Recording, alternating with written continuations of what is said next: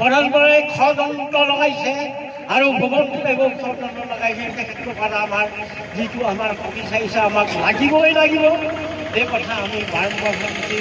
আজি ভকত বৈষ্ণৱসকলে সকলো তাত তিৰোতা সকলোখিনি লগ লাগি আমি তেওঁলোকৰ ওপৰত ষড়যন্ত্ৰ দূৰ কৰক বুলি ভাবি আমি দাবী জনাইছোঁ।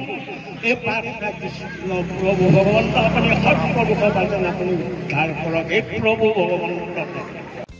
বৃহস্পতিবাৰে দিনৰ ২:৩০ বজাত চিচিবৰগাঁও চক্ৰ বিষয়াৰ কাৰ্যালয়ৰ সন্মুখত চিচিবৰগাঁও উপ-জিলা মুখ্য কাৰ্যালয় চিচিবৰগাঁওতে স্থাপনৰ দাবীত হৈ থকা প্ৰতিবাদে ভৰি দিলে ২০ দিনত।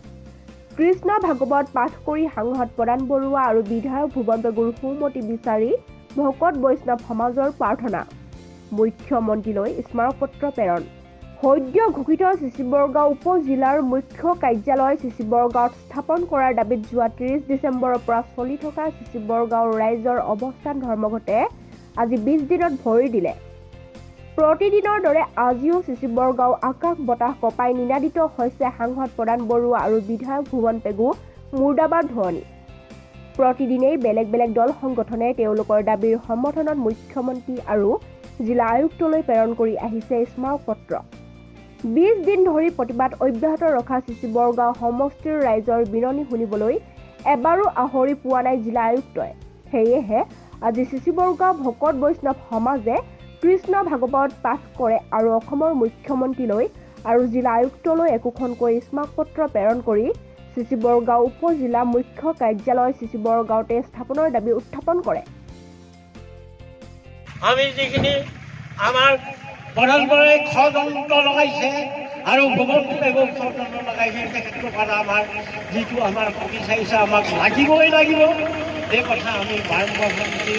আজি ভকত বৈষ্ণৱসকলে সকলো তাত তিৰোতা সকলোখিনি লগ লাগি আমি তেওঁলোকৰ ওপৰত ষড়যন্ত্ৰ দূৰ কৰক বুলি ভাবি আমি দাবী জনাইছোঁ।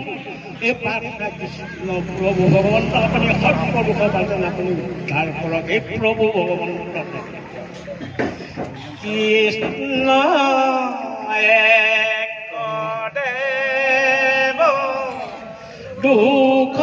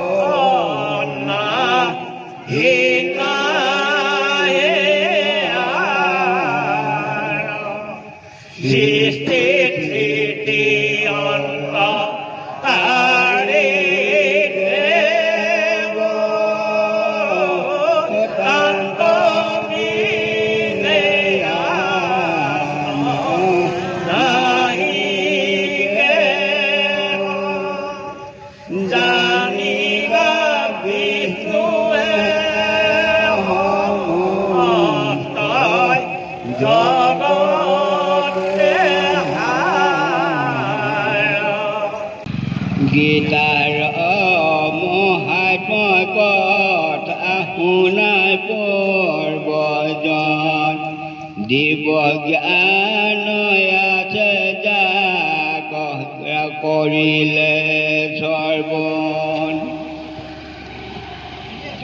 কৰিবলৈ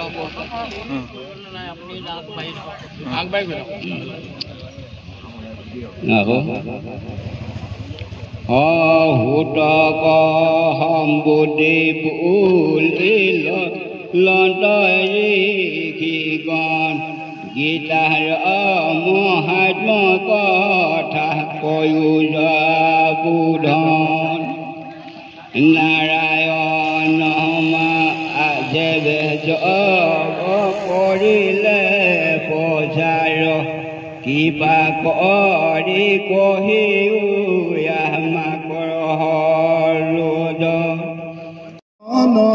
দিব জ্ঞানীজন সকলো শাস্ত্ৰৰ জ্ঞান কিতাতে আছয় বেদ বেদান্ত সি পায়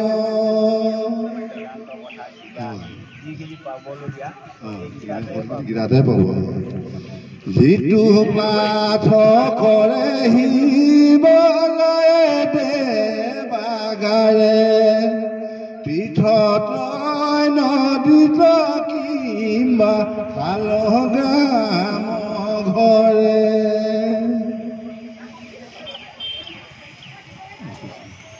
নেথাকে শত্ৰুৰ ভয় সমনে সপোনে সদা তুষ্ট নাৰায়ণ সিটোৰ কাৰণে কৈছে যে যেতিয়া গীতা যিজনে পাঠ কৰিব বা গীতা বাক্যটো শুনে সেইজনৰ কোনো ভয় নাই শত্ৰুৰ ভয় নাই কিবাও ভয় নাই একো নকৰে কিন্তু মূল কথা হ'ল এই 8টা শ্লোক আছে 8টা শ্লোকৰ যদি এটাও যদি তেওঁ মনত থাকে ৰাখে বা সেই নিয়মটো পালন কৰিলে সেইজনেও ৰক্ষা পায় গীতাৰ পাহাৰত কৃষ্ণ সন্তোষ মতে দেৱতীৰ্থ দানতনো হয় মতে